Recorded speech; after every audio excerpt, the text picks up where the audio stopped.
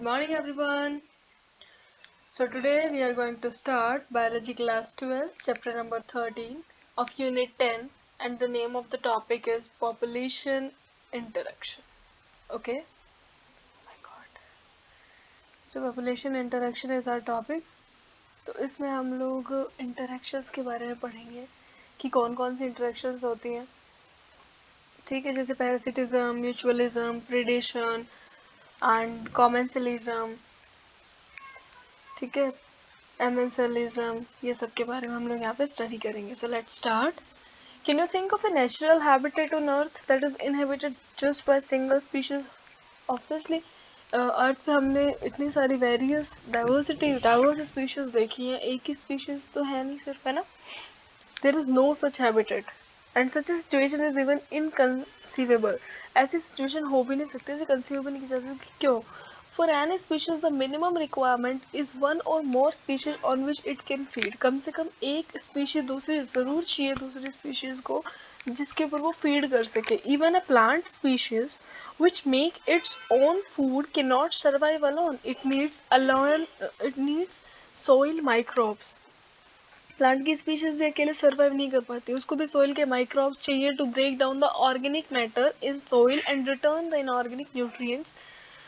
ठीक है, तो even the plant needs soil microbes.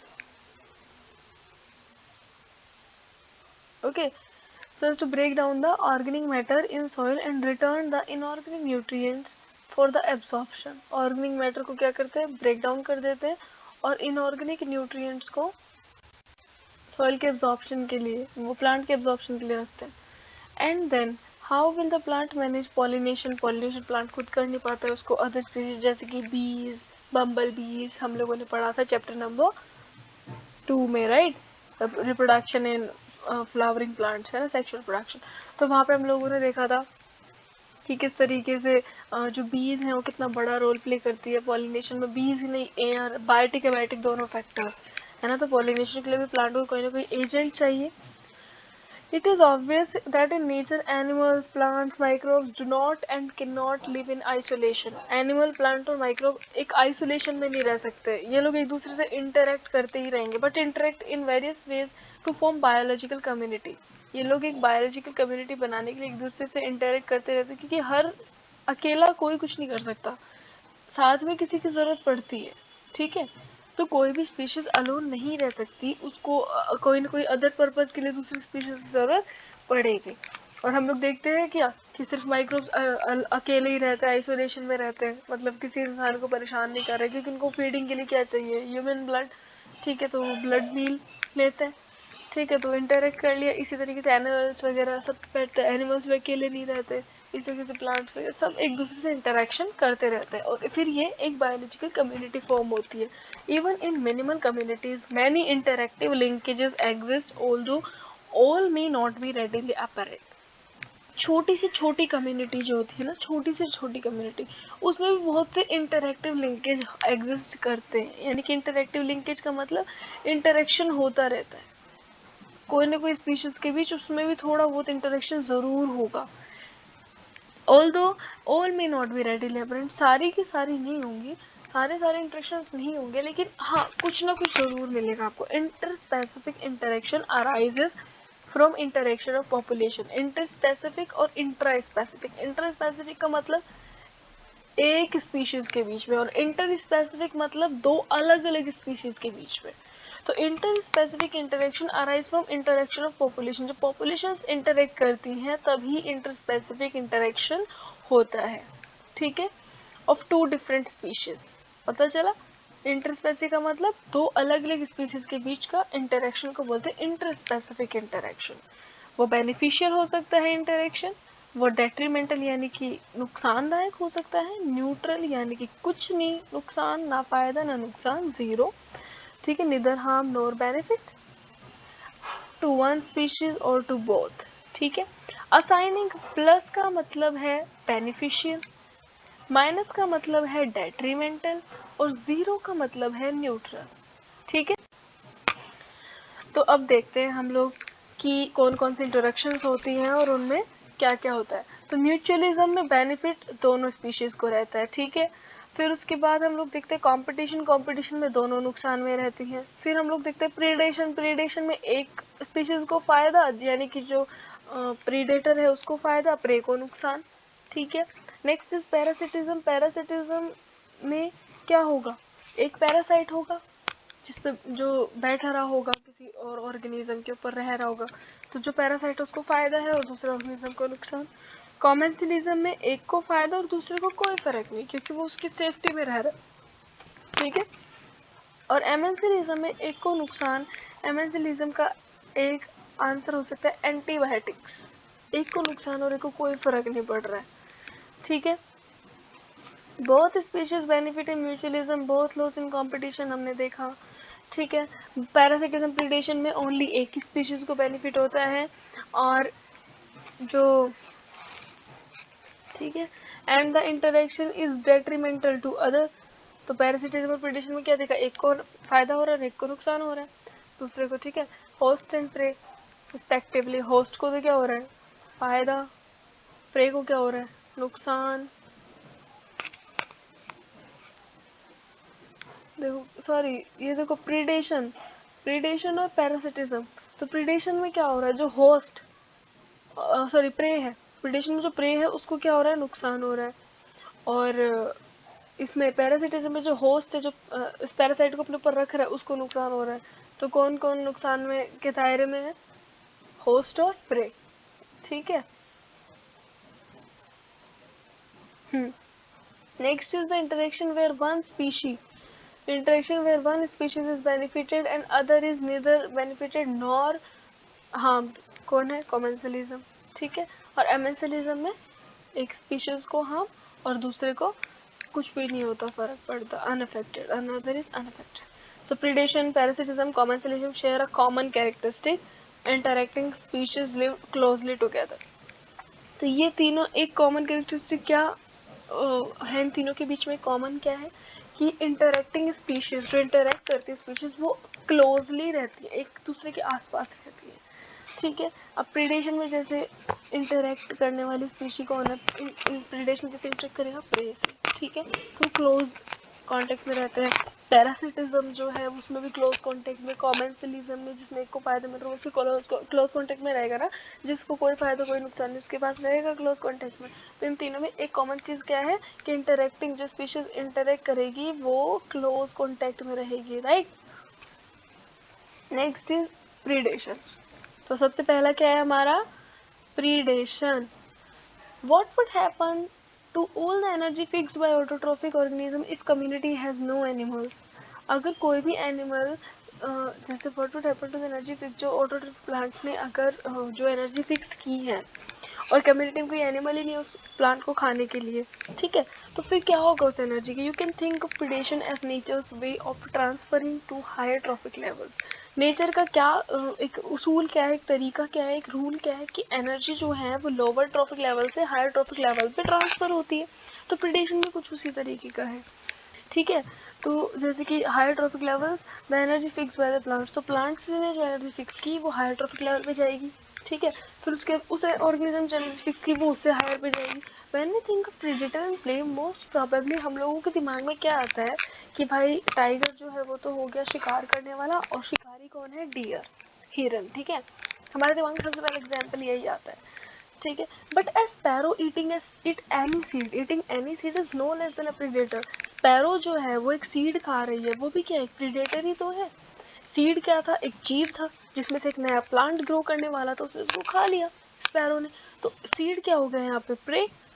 ठीक है, और स्पैरो क्या हो गया यहाँ पे, एक प्रेडेटर जिसने इसके ऊपर फीड किया सीड के ऊपर। ठीक है, सिमिलरली एनिमल्स ईटिंग प्लांट्स, जैसे कि गाय भैंस वगैरह, कैटल्स वगैरह, ये गोट वगैरह, जो भी एनिमल्स प्लांट्स को ऊपर फीड करते हैं, प्लांट्स पे फीड करते हैं, प्लांट्स को ईट करते हैं, तो ये लोग क्या हो गए, ये भी तो एक तरह के प्रीडेटर्स ही हुए, हालांकि ये हर्बीवोर्स हैं। ठीक है, तो not very different from predator, तो ये भी शिकारियों से कुछ अलग नहीं है, ये भी तो शिकार करने वाले ही एक तरह से, बस ये कि ये हर्बीवोर्स में आ गए हैं, वो कार्निवोर्स में आ गए, इस तरीके से इनका डिवीजन हो गया। Besides acting as conduits for energy transfer across trophic levels, predator play important role. Predator एक बहुत important role play करते हैं एनर्जी के ट्रांसफर के लिए ट्रॉफिक लेवल पे. They keep pray population under control. अगर प्रीडेटर नहीं होंगे तो प्रे पॉपुलेशन बढ़ती जाएगी तो उसको कंट्रोल करने के लिए कौन है? प्रीडेटर.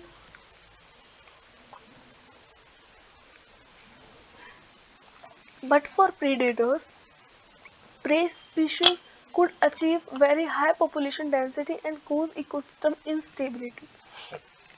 लेकिन प्रीडेटर के लिए prey species could achieve very high population density को. तो अगर प्रीडेटर्स नहीं होते तो प्रे स्पीशीज की बहुत ज़्यादा हाई पॉपुलेशन डेंसिटी हो जाती. ठीक है. और फिर उसके बाद वो इनस्टेबल इकोसिस्टम को इंस्टेबिलिटी आ जाती. इकोसिस्टम स्टेबल रह ही नहीं पाता. When certain toxic exotic species are introduced in geographical area, they have become invasive. Toxic exotic मतलब जो बहुत ज़्यादा तबाही मचाने वाली. ठीक है. उस स्पीशीज को हमने किसी जोग्राफिकल एरिया में इंट्रोड्यूस किया तो फिर वो इन्वेजिव नुकसानदायक हो जाती है and start spreading very fast because invaded lands does not have it's natural predators. जहाँ पे उनको लाया गया है, जैसे कि हम लोग जानते हैं कि पार्थेनियम कैरेट ग्रास में बहुत एक एक्सोटिक स्पीशीज ही है. ये बहुत तेज़ी से ग्रो करती है.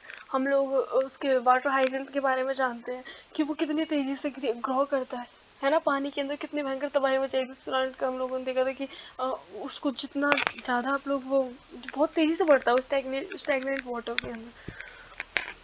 उसको उसके ब्यूटीफुल फ्लावर्स की वजह से इंट्रोड्यूस किया था. लेकिन उसके नुकसान क्या थे? जितने भी एक्वेटिक स्पीशीज थी वो सब डाई करती जा रही थी क्योंकि वो सारे वाटर के ऑक्सीजन वगैरह को सबको यूज़ कर रहा था. तो वो स्पीशीज बच नहीं पा रही थी. राइट. तो इसी तरीके से जब किसी एक्सोटिक स्पीशीज को हम लोग एक नए एरिया में ग्रो करवाते हैं, इंट्रोड्यूस करते हैं नए एरिया में, तो वो सोचता है कि उसके ऊपर कोई फीड करने वाला तो है नहीं, उसका नेचुरल प्रेडेटर. वो सोचता है कि अब तो मैं आज़ाद हूँ, मर्जी आएगी जो करेंगे. जैसे कि ह्यूमंस ने तबाही मचा रखी है. इससे पहले डायनासोर्स थे जिन्होंने अर्थ के ऊपर तबाही मचाई थी. मतलब अर्थ उनकी वो मालिक बन गए थे इसके, एक तरह से कह सकते हैं. फिर उसके बाद ह्यूमंस को मिला ये. अब ह्यूमंस राजा बने हुए, देखते हैं कब तक रहते हैं. ठीक है. तो वो तेजी से ग्रो करने लग जाते हैं. And the invaded land does not have it's, क्योंकि वहाँ पे उसका प्रेडेटर तो है नहीं. द प्रिकली पियर कैक्टस 1920 में ऑस्ट्रेलिया में इसको इंट्रोड्यूस करवाया था. इसने havoc by spreading rapidly into millions of hectares. तो एक हेक्टेयर्स मिलियंस ऑफ हेक्टेयर्स में ग्रो कर गया था बहुत तेजी से. ठीक है.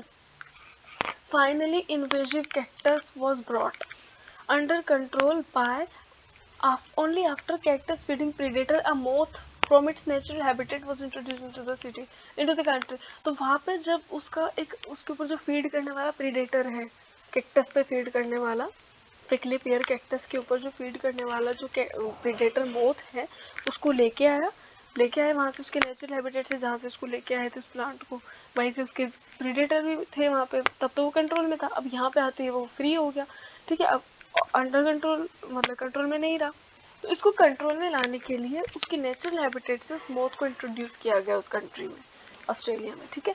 तो बायोलॉजिकल कंट्रोल मेथड्स, तो भाई ये फैक्चुअल चीज़ें हैं, इनको याद रखना है ना.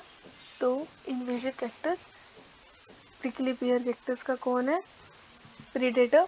एक मोथ, कैक्टस फीडिंग मोथ. एक सेकेंड. हाँ. ठीक है. तो biological control methods adopted in agriculture pest control are based on ability of predator to regulate prey population. तो ये जो बायोलॉजिकल कंट्रोल मेथड जो हम लोग पढ़े थे ना चैप्टर नंबर 12 में, है ना, तो उसमें हम लोगों को पता था बायो कंट्रोल एजेंट्स, सॉरी 10 में, चैप्टर नंबर 10 में हम लोगों ने पढ़ा था कि biological control methods, bio control agents कौन कौन थे. तो ये लोग क्या करते हैं? ये प्रे पॉपुलेशन को कंट्रोल करके रखते हैं, रेगुलेट करके रखते हैं. ठीक है. पेस्ट को कंट्रोल करते हैं. तो predator also help in maintaining species diversity in a community. Species की डाइवर्सिटी को मेंटेन करके रखते हैं कम्युनिटी में प्रेडेटर्स. ठीक है. By reducing intensity of competition among competing prey species. तो प्रे स्पीशीज कॉम्पीट भी, प्रे स्पीशीज भी तो कॉम्पीट कर सकती है एक दूसरे के साथ, जो जिनका शिकार होने जा रहा है. प्रे मतलब जिनका शिकार, और शिकारी तो शिकारी कौन है, शिकार करने वाला कौन है, प्रीडेटर, और जिनका शिकार होने जा रहा है वो है प्रे स्पीशीज। ठीक है, तो जो प्रे स्पीशीज है वो भी तो एक दूसरे से कॉम्पीट करने लगती है, इसलिए प्रीडेटर क्या करता है, उनको कंट्रोल करके रखता है। तो लिमिटेड अमाउंट में होगी तो क्या ही फाइट करेंगे एक दूसरे से, है ना।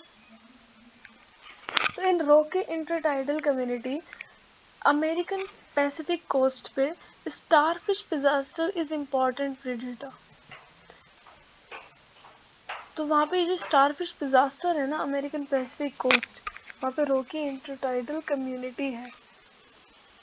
रॉकी मतलब ऐसे लगते हैं जैसे पत्थर जैसे हो, उनकी जो स्टारफिश की जो ऊपर की जो स्किन लेयर एकदम टाइट टाइट पत्थर जैसी दिखती है वो, है ना। तो उस कम्युनिटी में अमेरिकन पैसिफिक कोस्ट, वहाँ पे उस किनारे पे कोस्ट पे आप लोगों को ये मिलेंगे स्टारफिश। वो क्या है, इंपॉर्टेंट प्रीडेटर हैं जो कि कंट्रोल करते हुए किसी न किसी स्पीशीज को, किसी न किसी प्रे स्पीशीज को।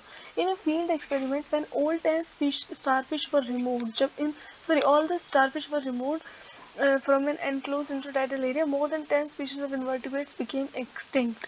जब इस स्टारफिश को रिमूव कर दिया गया था ना वहाँ से, तो मोर देन 10 स्पीशीज जो है ना इनवर्टिब्रेट्स की वो खत्म हो गई थी, एक्सटिंक्ट हो गई थी, हमेशा हमेशा के लिए खत्म हो गई थी। With in a year because of inter specific competition, क्या हुआ, अलग अलग स्पीशीज के बीच अब कंपटीशन होने लग गया था। उस स्टारफिश ने क्या कर रखा था, सबको कंट्रोल कर रखा था। वो प्रीडेटर था तो वो क्या करता था, इनका शिकार करता था प्रे स्पीशीज का। तो ये डर के रहते थे एक दूसरे से, झगड़ने से भी डरते थे। लेकिन जब वो डर खत्म हो गया ना इनके ऊपर, तो ये स्पीशीज एक दूसरे से फाइट करने लगी। इस वजह से 10 से ज़्यादा स्पीशीज इनवर्टिब्रेट्स की वो एक्सटिंक्ट हो गई थी एक ही ईयर में, because of inter specific competition. If a predator is too efficient and overexploits its prey, then the prey might become extinct. अगर predator बहुत ज़्यादा ही efficient है और उसने अपनी ओवर एक्सप्लॉइटेशन कर दिया, है ना, लिमिट से ज़्यादा प्रे स्पीशीज को मार रहा है, नीड से ज़्यादा खा रहा है ज़बरदस्ती, तो फिर क्या होगा, ये जो प्रे स्पीशीज है ये एक्सटिंक्ट हो जाएंगी। वो कहते हैं ना हर चीज़ की अति विकार होती है। तो ऑफ कोर्स अगर प्रेडेटर ने प्रे को ज़्यादा ही नुकसान पहुंचाना स्टार्ट कर दिया तो फिर प्रे स्पीशीज एक्सटिंक्ट हो जाएंगे। तो फिर प्रेडेटर भी धीमे धीमे एक्सटिंक्ट होने ही लगेंगे, क्योंकि उनके पास फूड नहीं रहेगा, फूड नहीं रहेगा तो वो भी मरेंगे। तो मतलब खुद ही के पाँव पे खुद ही कुल्हाड़ी मारेंगे ये लोग अगर ऐसा करेंगे तो। इसलिए ओवर एक्सप्लॉइटेशन नहीं करना चाहिए। हम लोग भी तो ओवर एक्सप्लॉइटेशन कर रहे हैं ना बहुत सी चीज़ों का, जंगल की लकड़ियाँ, जंगल के जंगल खराब कर रहे हैं हम लोग। बजरी वगैरह के खनन के बारे में बहुत सुनते होंगे, न्यूज़ में डेली आता है बजरी माफिया ने ऐसे किया वैसे किया। तो हम लोग पहाड़ों को भी तो ख़त्म करते जा रहे हैं, हम लोग भी ओवर एक्सप्लॉइटेशन कर रहे हैं, नीड से ज़्यादा बना रहे हैं just because of making money. हम लोग ये भूल चुके हैं कि हम लोग इतना नेचुरल सोर्स ख़राब किए जा रहे हैं। वाटर के लिए देख लीजिए, सब चीज़ों की कमी आई जा रही है। क्यों हो रहा है ऐसा? बिकॉज हम लोग ओवर एक्सप्लॉइटेशन स्टार्ट कर रहे हैं, और ओवर एक्सप्लॉइटेशन हमारे ऊपर ही आएगा बाद में। जैसे प्रेडेटर खुद को ही नुकसान पहुंचा रहे हैं प्रे स्पीशीज को एक्सटिंक्ट ओवर एक्सप्लॉइट करके, सिमिलरली हम लोग भी अपना ही नुकसान करेंगे। This is the reason why predator in nature are prudent.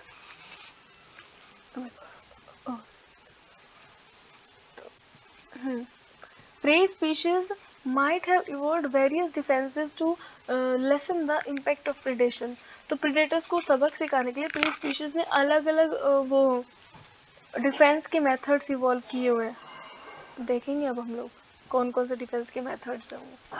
Some species insects and frogs are cryptically coloured camouflaged. हमको पता है ना कि कुछ फ्रॉग और इंसेक्ट्स क्या करते हैं, species of frogs and insects are cryptically coloured. Camouflage मतलब कि अलग अलग कलर चेंज कर लेते हैं, जैसे कि गिरगिट के बारे में सबने ही सुना होगा, है ना, गार्डन लिजर्ड। तो क्या करता है, चमेलियन, है ना, कैसा ही नाम है उसका। तो वो क्या करता है, कलर चेंज करता है, जैसे कि पेड़ के ऊपर रहेगा तो उसका ब्राउन सा कलर हो जाएगा, है ना, कि ग्रीन लीव्स के आसपास रहेगा तो ग्रीन कलर हो जाएगा। तो कलर चेंज, कैमोफ्लेज, इस प्रॉपर्टी को बोलते हैं, कलर चेंज करने की प्रॉपर्टी क्या बोलते हैं, कैमोफ्लेज। ठीक है। And to avoid being detected easily by predator. तो प्रीडेटर की आराम से समझ में नहीं आता है कि सच में ये मेरा शिकार है क्या, बस ऐसे देखते रहता है, पता नहीं कहाँ गया है। तो कलर, इसको बोलते हैं कैमोफ्लेज की प्रॉपर्टी, अपने आप को छुपाना, निंजा टेक्निक, जैसे हथौड़ी की निंजा टेक्निक थी, अपने आप को दीवार के कलर में चेंज कर लेता था, तो कपड़ा रख के करता था। ये लोग कलर अपना चेंज करते हैं। Some are poisonous and therefore avoid by predators. तो कुछ तो क्या होते हैं, पॉइजनस होते हैं, इसलिए उनके प्रीडेटर्स उनको खाते नहीं, सोचते अरे भाई हम मर जाएंगे इसको खाएंगे, तो अच्छे से दूर ही रहे, तो दूरी बना के रखते हैं। कुछ तो पॉइजनस होते हैं। अब बचने की टेक्निक्स देखो इनकी, कोई कलर चेंज कर रहा है, कुछ पॉइजनस है। Monarch butterfly is highly distasteful to its predator because of specific chemical present in its body. Monarch butterfly क्या है, डिस्टेस्टफुल, गंदा टेस्ट करती है, तो उसका प्रेडेटर खाते नहीं, ही इसका तो टेस्ट इतना गंदा, कौन खाएगा इसको गंदी सी चीज को। क्यों? क्योंकि उसके बॉडी में एक अलग ही स्पेशल केमिकल प्रेजेंट होता है। क्या प्रेजेंट होता है? Special chemical. ठीक है। Interestingly butterflies acquire chemical during its caterpillar stage. Butterflies को ज़्यादा खतरा रहता है उनकी कैटरपिलर यानी कि जब वो छोटे होते हैं ना, बहुत छोटे, तो उस स्टेज में उनको ज़्यादा खतरा रहता है। इसलिए कैटरपिलर स्टेज में बटरफ्लाइज क्या है, उनके उस स्टेज में उनके पास ये ऐसा केमिकल ज़्यादा मिलेगा आपको। ये केमिकल का किस टाइम एक्वायर करती है वो? कैटरपिलर स्टेज में, ताकि बाय फीडिंग और पॉइजनस वीड को खा खा के उनकी बॉडी में इतना केमिकल आ जाता है कि वो अपनी बॉडी में वो डिस्टेस्टफुल सा टेस्ट करती हैं उनको, उनके प्रीडेटर्स को, इसलिए वो खाते नहीं हैं। तो एक ये बचने का तरीका हो गया, काफ़ी एफिशिएंट है। For plants herbivores are predators. Plants के लिए कौन है प्रीडेटर? हर्बीवोर्स, यानी कि जो ग्रीन प्लांट पे फीड ऑन करते हैं। कौन है? हर्बीवोर्स। किसके लिए? प्लांट्स के लिए। ठीक है। तो nearly 25% of all insects are known to phytophagous. तो 25% insects feeding on plant, sap और अदर पार्ट्स ऑफ प्लांट्स। तो 25% जो इंसेक्ट्स हैं वो क्या है? फाइटोफेगस है। Their problem is particularly severe for plants because unlike animals they cannot run. वो दौड़ तो सकते नहीं है, भाग तो सकते नहीं है बचने के लिए from their predators. तो plants therefore have evolved astonishing varieties. अब उनके पास भी कुछ अलग अलग विभिन्न चौंकाने वाले तरीके हैं। चौंकाने तो नहीं, मतलब अलग, बिल्कुल डिफरेंट, यूनिक वेराइटीज के तरीके अपने आप को बचाने के। तो astonishing variety of morphological chemical differences against herbivores. Herbivores के अगेंस्ट उनको अपने आप को बचाने के लिए उनके पास मॉर्फोलॉजिकल और कुछ केमिकल डिफेंसेस हैं। देखते हैं क्या क्या केमिकल डिफेंसेस हैं।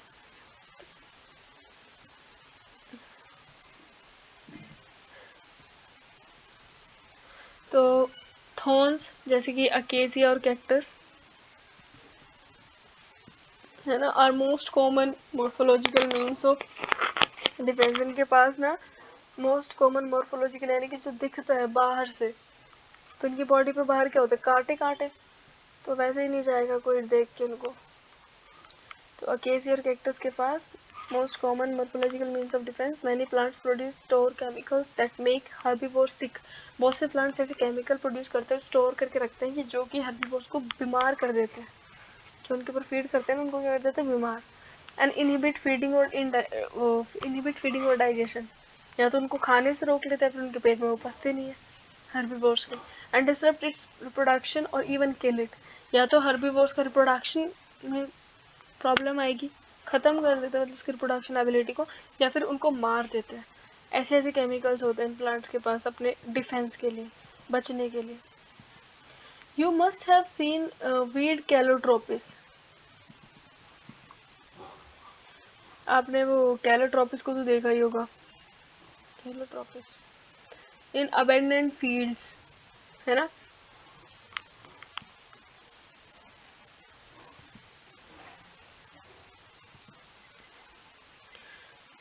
The plant produces highly poisonous cardiac glycosides. तो इसमें कार्डियक ग्लाइकोसाइड्स होते हैं। कार्डियक मतलब कि जो हार्ट पे इफेक्ट करते हैं, ऐसे ग्लाइकोसाइड्स होते हैं, पॉइजनस होते हैं।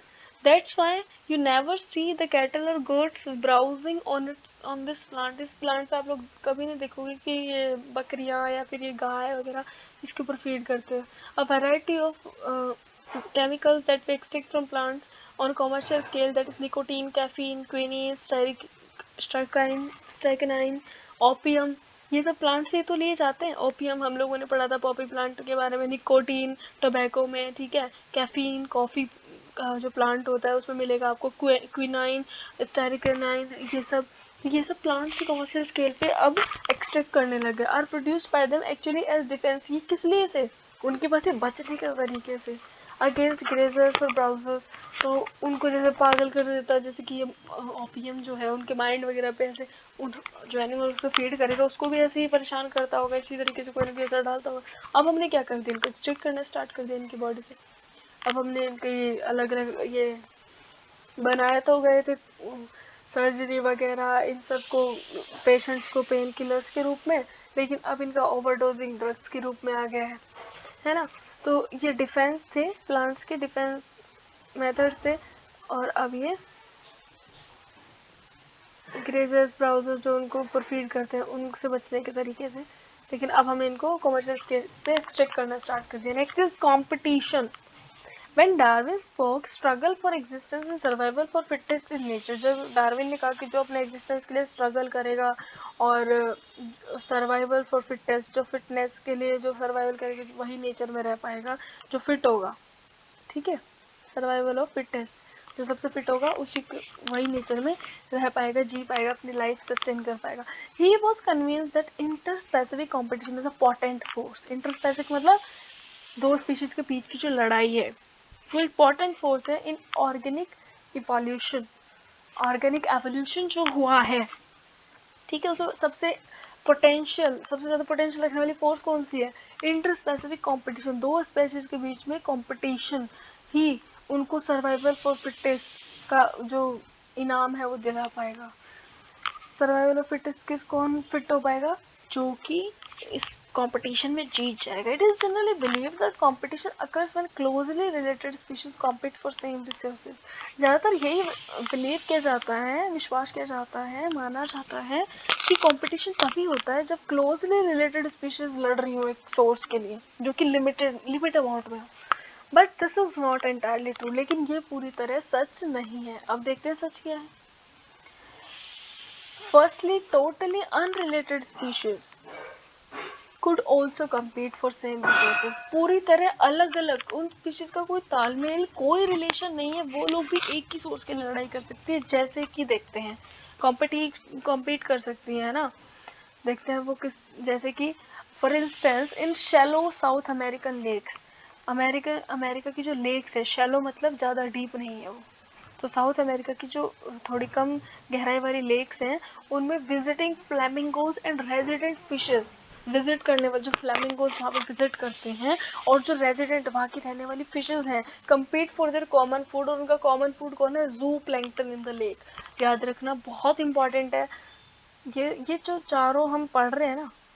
वैसे देखा जाए तो ये चैप्टर के अंदर स्टोरी जैसा है, आप लोग पढ़ेंगे आपको बहुत इंटरेस्ट भी आएगा, और फैक्चुअल चीज़ है तो हर एक चीज़ को नोट डाउन पेन डाउन करना अच्छा लगेगा आप लोगों को, ठीक है। तो जैसे कि विजिटिंग फ्लैमिंगोज और रेजिडेंट फिशेस किसके लिए लड़ते हैं? जू प्लैंक्टन, इनका क्या है? Common food. Secondly, resources need not to be limited for competition. अब हम लोग क्या मानते आ रहे थे कि भाई जो फूड लिमिट में होगा, ठीक है, मतलब लिमिट में होगा फूड, और दूसरा क्लोज रिलेटेड स्पीशीज लड़ सकती है। तो पहली हमारी जो बात है वो तो हो गई गलत कि भाई जो दूर दूर की जिन स्पीशीज का कोई रिलेशन नहीं है वो भी लड़ाई कर सकती हैं, फाइट कर सकती हैं, कंपटीशन कर सकती हैं, ठीक है। दूसरा, ज़रूरी नहीं है कि फूड लिमिट में हो, फूड लिमिट में ना हो उसके बावजूद भी कंपटीशन हो सकता है। देखते हैं, in interference competition, the feeding efficiency of one species might be reduced due to interfering or inhibitory presence of other species. पता है क्या होता है इस कंपटीशन में? दूसरी हैवी स्पीशीज, जो स्पीशीज एक स्पीशीज पे हावी हो जाती है, मतलब कि दूसरी स्पीशीज के इंटरफेयर करने से, रोकथाम करने से जो पहली स्पीशीज है उस पर इतना असर पड़ेगा कि वो खाना ही छोड़ देगी, वो फीड करना ही, उसकी फीडिंग एफिशिएंसी बहुत कम हो जाएगी। क्यों? Due to it is reduced due to interfering inhibitory presence of other species even if resources यानी कि food and species are abundant, food और space abundant यानी कि large amount में, उसके बावजूद भी वो हार गई, उनका जो फीडिंग एबिलिटी है वो रिड्यूस हो गया। क्यों हुआ? क्योंकि दूसरी स्पीशीज ने इंटरफेयर कर दिया उनके बीच में वो एक रुकावट बन के आ गई। Therefore, competition is best defined as a process in which fittest of one, यानी कि fitness of one measured in terms of R, that is the intrinsic rate of increase, हम लोगों ने पढ़ा था वहाँ पे, is significantly lower in presence of another. तो इसमें क्या कहना चाह रहा है, कंपटीशन एक ऐसी प्रोसेस है, बेस्ट डिफाइंड कब डिफाइन किया जाएगा, as a process in which fitness of one species is significantly lower in presence of other, दूसरे की प्रेजेंस में, दूसरे स्पीशीज की प्रेजेंस में एक स्पीशीज की फिटनेस कम हो जाती है, ठीक है, उसको बोलते हैं कंपटीशन. समझ आ रही है ना. It is relatively easy to demonstrate laboratory experiment. तो ये कैसे हम लोग देखते हैं, चलो एक experiment. As Gause and other experimental ecologist did, तो गोस ने एक्सपेरिमेंट किया और जो इकोलॉजिस्ट थे उन्होंने भी एक्सपेरिमेंट कर करके देखा. When resources are limited, competitively superior species will eventually eliminate the other. जब resources लिमिट में होते हैं तो जो competitively superior species होती है ना, वो हमेशा दूसरी स्पीशीज को एलिमिनेट यानी कि हटा देगी, भगा देगी, उसको खत्म कर देगी, एलिमिनेट कर देगी, अपने रास्ते से साइड में कर देगी. But evidence for such competition exclusion occurring in nature is not always conclusive.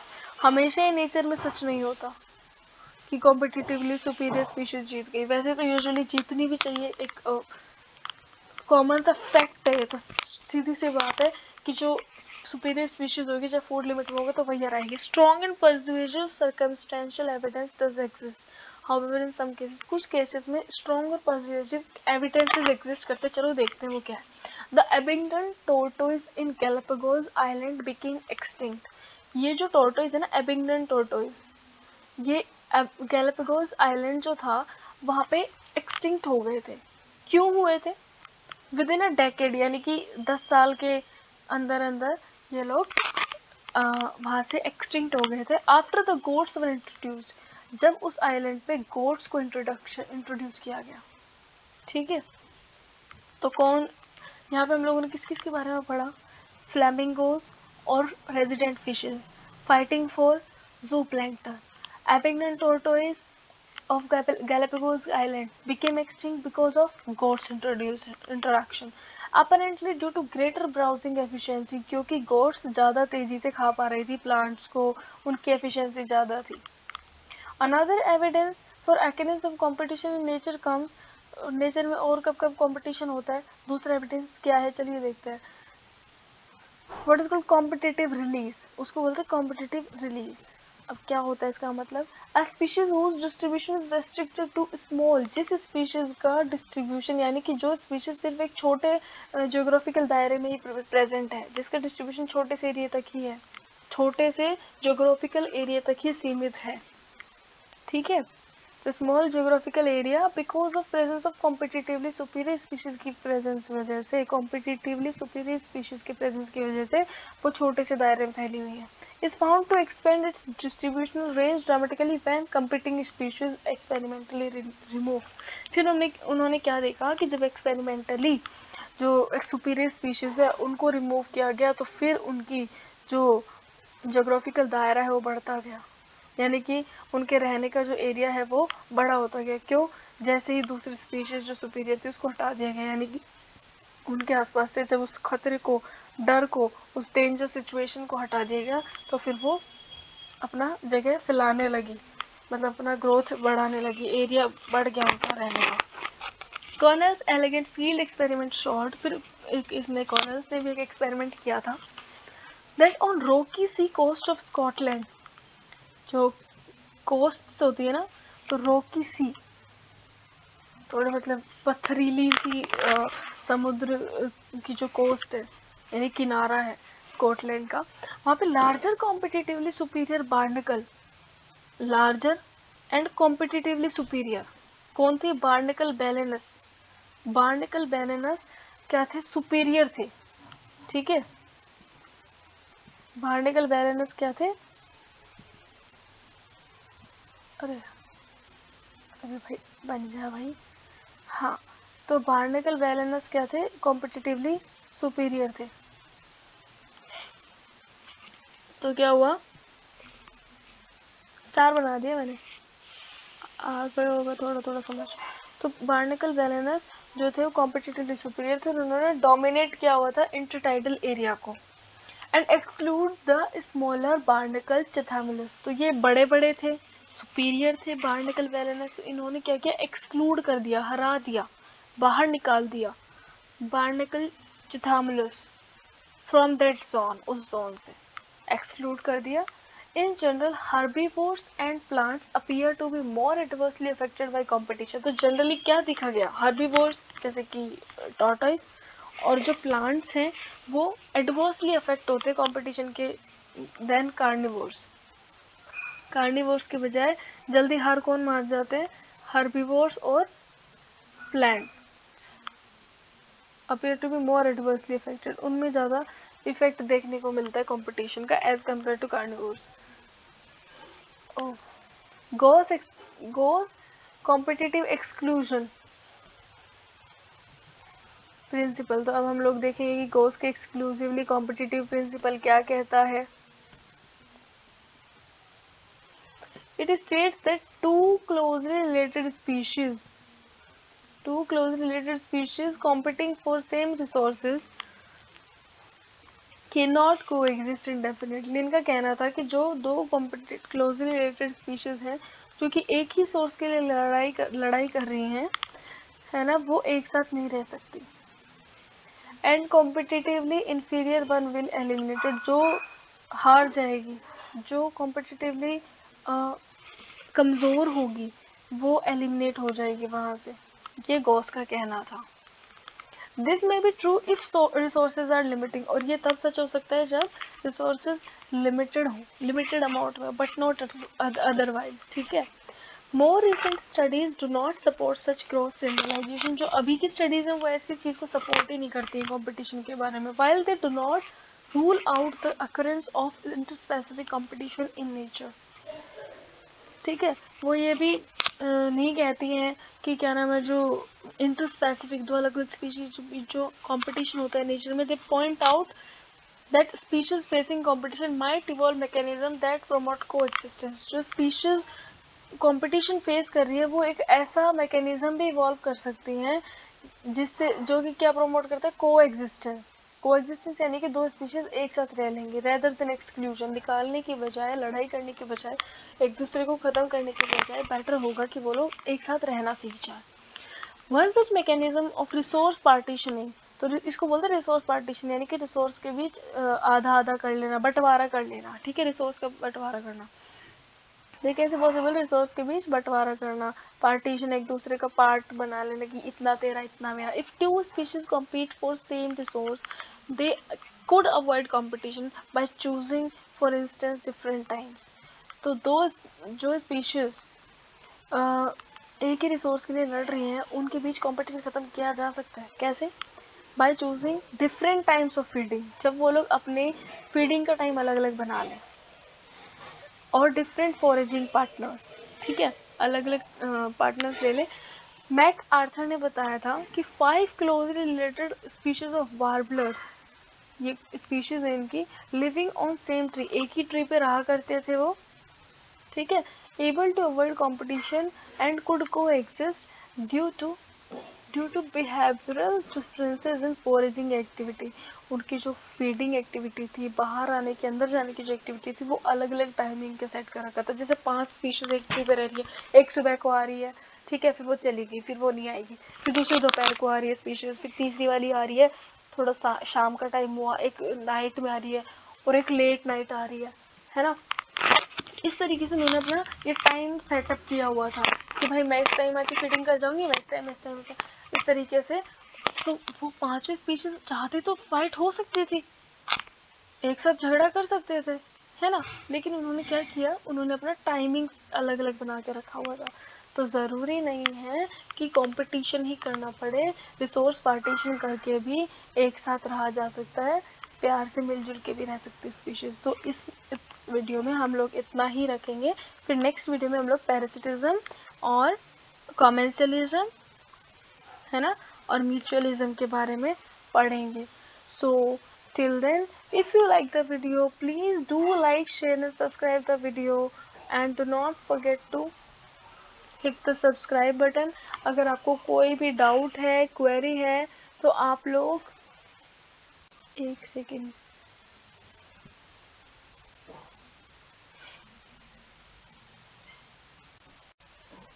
अब अगर आप लोगों को कोई भी डाउट क्वेरी है तो आप लोग कमेंट सेक्शन में जाकर मुझे कमेंट कर सकते हैं। I am there to help you. And आपको नोट्स की पीडीएफ का लिंक डिस्क्रिप्शन में मिल जाएगा, वहाँ जाके आप लोग पीडीएफ डाउनलोड कर सकते हैं। तो इसमें हम लोगों ने कंपटीशन वगैरह के बारे में सीखा, स्पीशीज़ के नाम वगैरह याद रखना कि कौन कौन सी स्पीशीज़ किसको के साथ फाइट होती है, पैरासाइट कौन है, कौन प्रे है। So till then, do not forget to hit the subscribe button and share the video as much as you can. So thank you.